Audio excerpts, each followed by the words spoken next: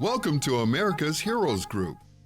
And welcome back to America's Heroes Group, this time with a roundtable on our partner, the Veterans Legislative Voice. June is LGBTQ Pride Month. Today is Saturday, June 10, 2023.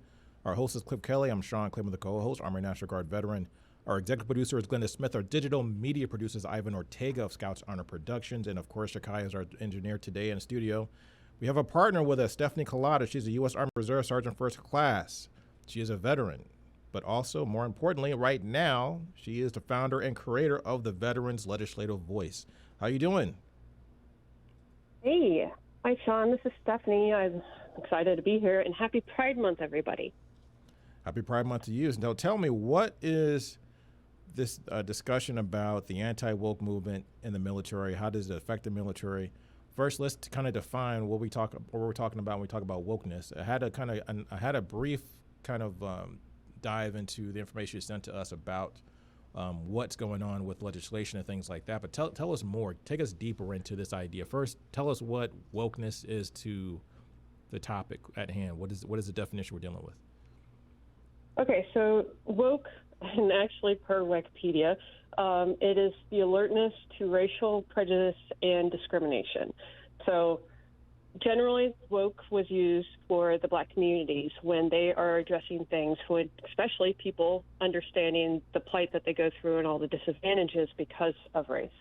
Woke can also be now associated with other things like LGBTQ people and their discriminations and their disadvantages as well. Okay. So then, so that's a definition of wokeness and woke. And that's the thing about it. I appreciate what the Wikipedia definition is, because Wikipedia is a definition that's really created or defined by the masses. So people go on Wikipedia. I've done it myself. Submitted articles to Wikipedia, what's on there today, right now, that are researched, vetted, and then people kind of edit it and it's like sort of cleanse it. As more people read the definitions, they can argue and kind of change and kind of get to a clearer definition. So this is not just any definition. This is a definition that's created by the masses and also agreed upon and vetted by the masses and all the experts out there and so on from different backgrounds and so on. So that being said, now we're talking about the military. There's an anti-woke agenda, you say, or has been purported in different areas, depending on your viewpoint and so on, because we're talking about something that's subjective. From my perspective, wokeness is kind of a subjective topic or a realm that means different things to different people. But then there's also different ways people are anti-woke, and there is definitely a movement against wokeness. We hear it all the time in media and social media, particularly.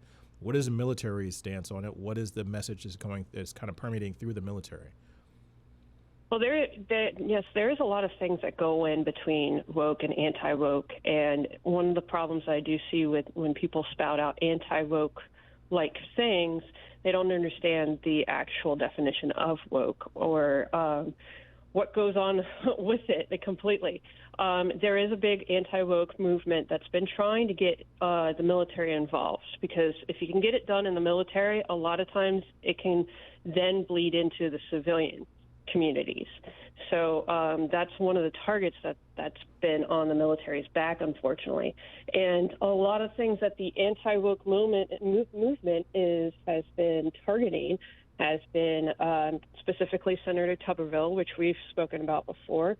He's been holding up military promotions of very high-ranking personnel because the military will pay for and arrange the travel for service members that become pregnant, and they are by rape, incest, or or they are at a health risk because of their pregnancy, and they're seeking an abortion.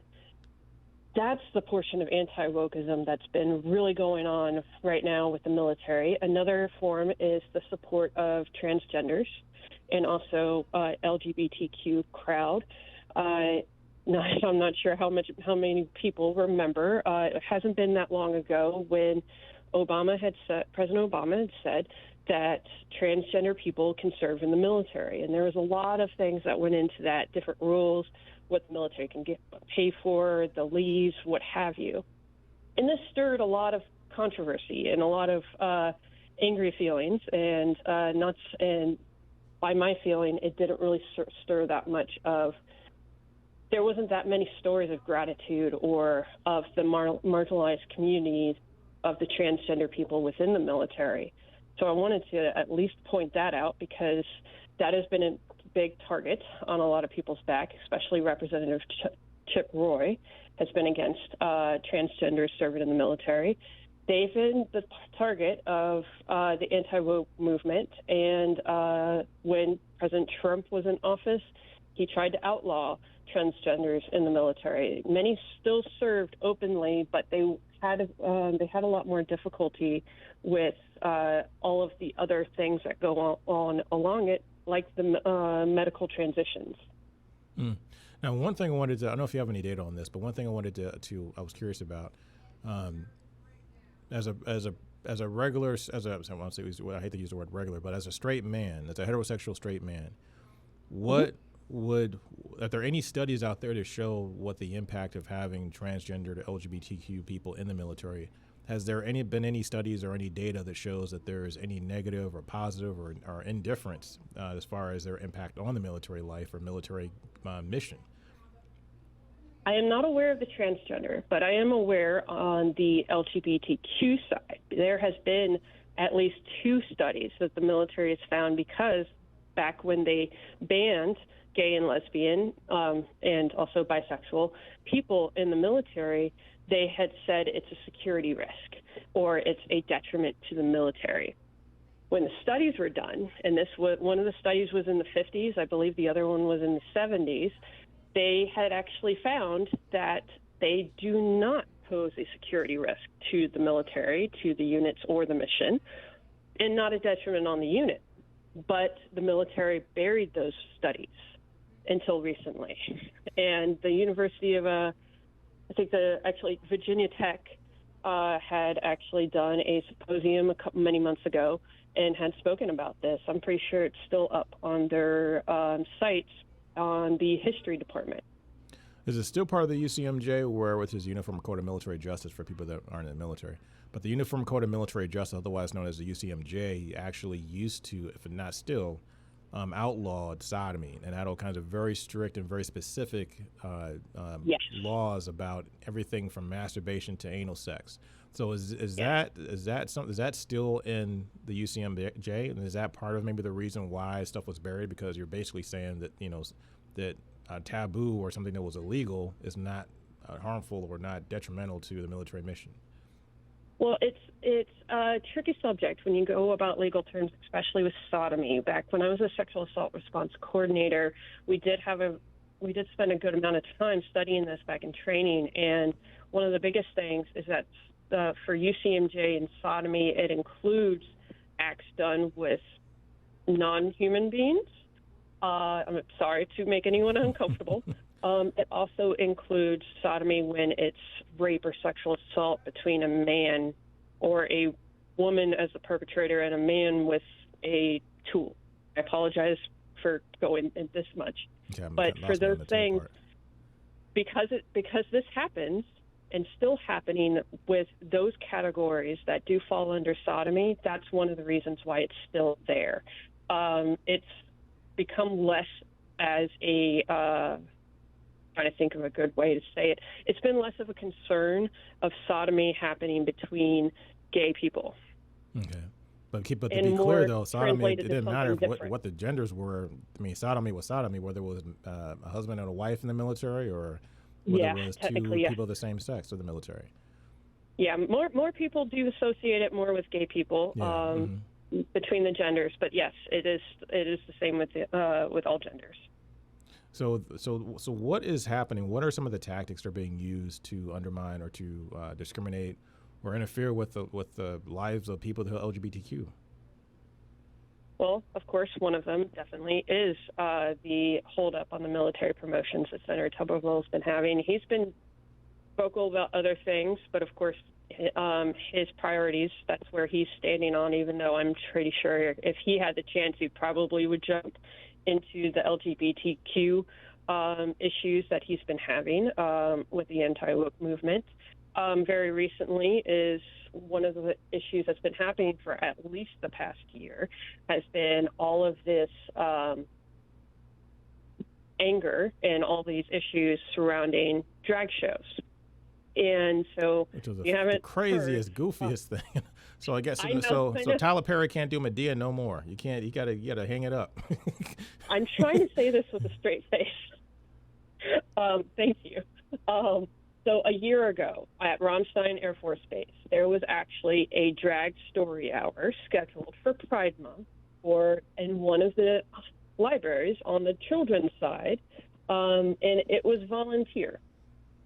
And then a lot of people got angry about this because they thought it was inappropriate to children. There's a lot of assumptions from those type of people that that drag people are pedophiles, that they prefer, and they're trying to indoctrinate kids and things like this. Completely untrue, because the pedophile use, that card has been done really since the 30s and 40s when they try to keep gay men in the closet. That is what they've tried to use to scare people into being afraid or angry about drag people in drag. And there's been other drag events that had been scheduled at different military bases, a few actually of military members doing their own drag show as their own drag queens. Well, the thing about it, so weird about it is, I mean, because I know they're trying to take it into a level where it's more sexual and more like, but the thing of it is, drag's been around since Shakespeare. I mean, when people do original Elizabethan theater, women were not even allowed to be on stage, so they had guys dressing up as women, and they did. So Queen Ophelia was a guy in a dress in the original Shakespeare plays. Juliet was right. a guy in a dress. Right. You know what I mean? And then so I mean I'm thinking of Corporal Klinger from MASH, you know what I mean? Like, you know, it's all this stuff, all these and nobody thought of it as anything really sexual. I can understand not wanting something that is, you know, like some kind of BD, what do you call it? What do you call the bondage stuff? I forget what they call it. BDSM. Like I can understand like not having something that, you know, presented to children or things along those lines. But there's a clear delineation when we talk about theater and talking about what's on stage. There's certain things that are okay for kids, like Mrs. Doubtfire. And there's certain things that are not okay for kids, like I don't know, I don't even know where to go with that one. But Lady Chablis from Midnight in the Guard of Good and Evil. That's my favorite drag queen, actually.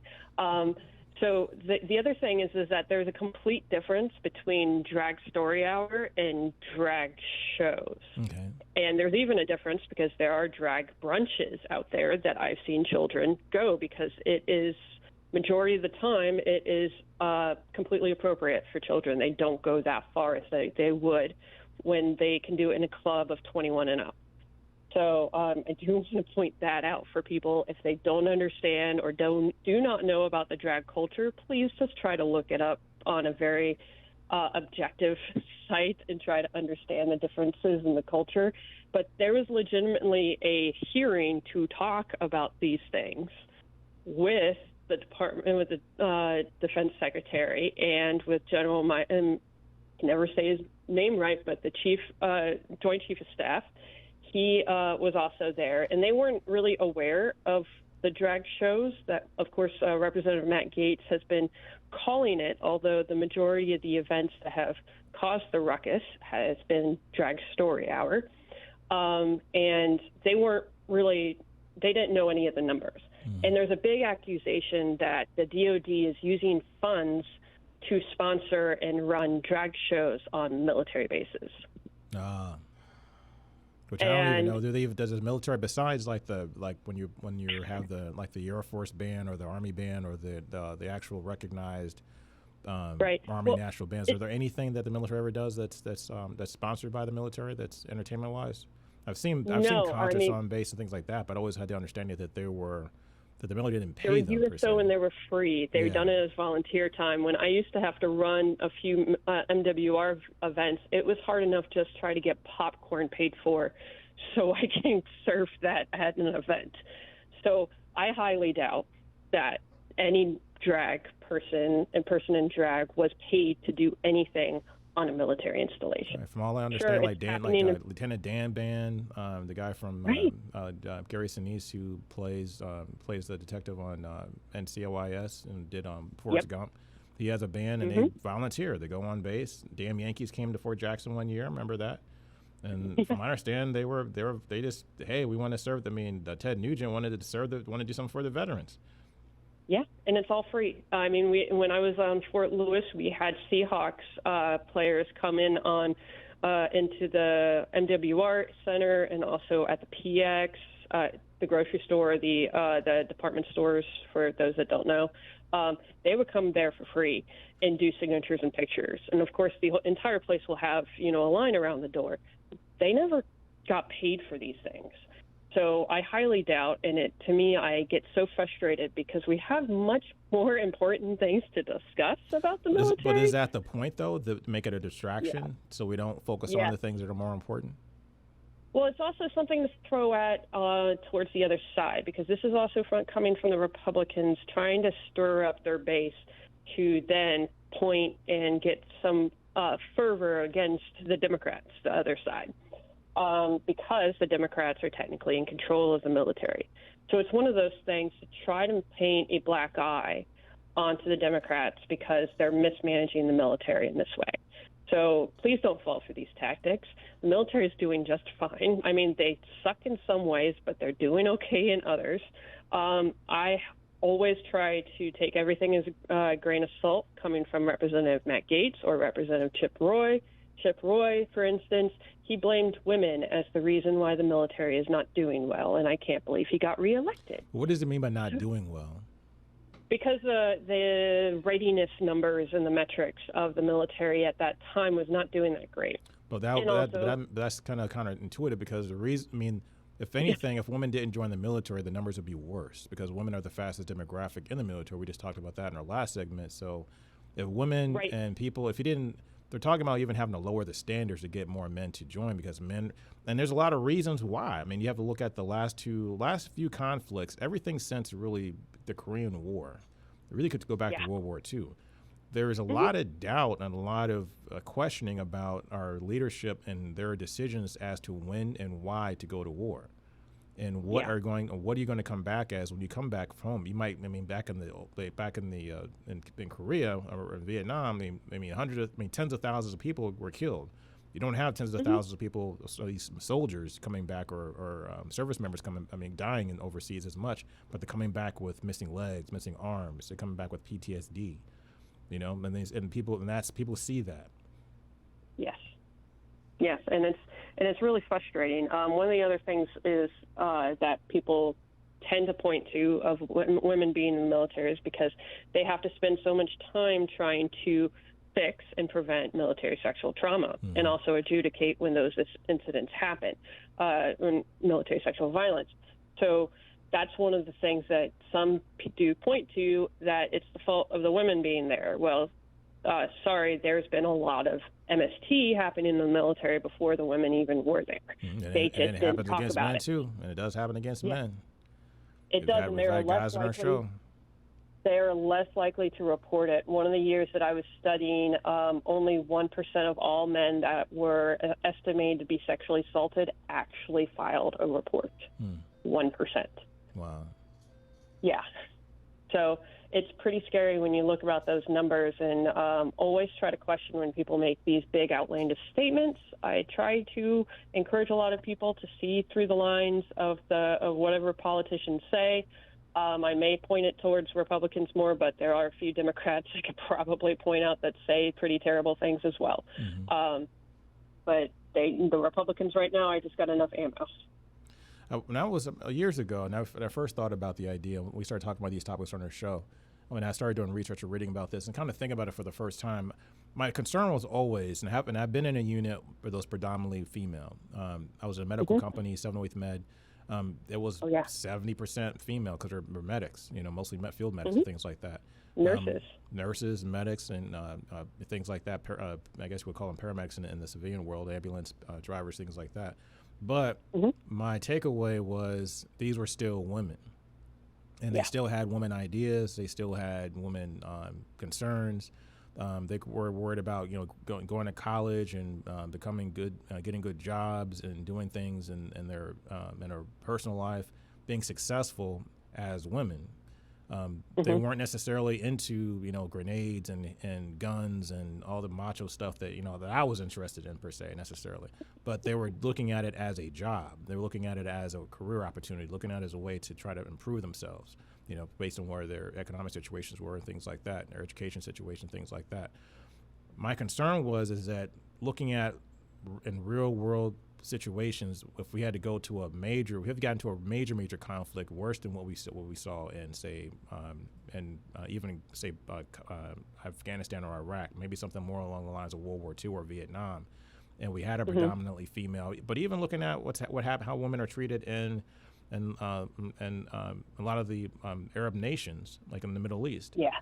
Women are not even considered as oftentimes can't vote. I mean, Sharia law, what's happening in Afghanistan to women right now, putting a woman in that kind of situation, if they got captured, like what would happen to them and how that could be, just a really bad situation. You're getting it on both sides. You're getting harassed from your own soldiers and then have to go and deal with the enemy who's got a whole different mindset about, what you mean and as a value as a human being. I always had a very big concern, and at that time I was engaged with somebody who was in the military as well. A very big concern about what would happen if, they were deployed, and what type of situation it would be in.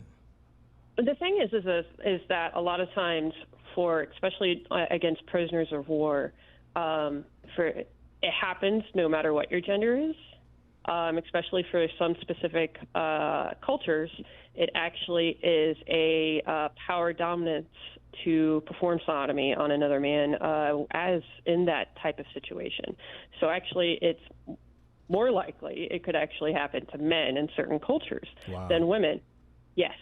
And I'll just tell you, my first MOS was an ammunition specialist, and I was very excited to blow stuff up, because that was part of the training. Cool. So, sure, I was great. I was excited about my career, but I was excited to blow stuff up, too. So it's not just you. I appreciate that. I really appreciate it. We're running out of time, so we got maybe about a minute left. So what should people be doing? What would you recommend that veterans do in order to make their congressmen know and understand that to focus on like real things? Because to me, woke people, and I hear people on social media throw this word around all the time, and people pro woke, against woke, and everybody's got a whole different perspective of what woke is. And to me, woke always meant, to me, it's just a modern version of black consciousness. That's all it was to me. Because to me, it was it was the same stuff we're talking about in the 90s, the same stuff we're talking about in 2023. Yes. Yeah. And I would also, I just want to encourage everybody, talk to your representatives and your senators. Tell them what you're concerned about. Tell them and talk to them and ask them questions, whether they're actually doing certain things. Definitely try to tell them about trying to move Senator Tuberville across so that they don't hold up those promotions, because that is hurting military readiness.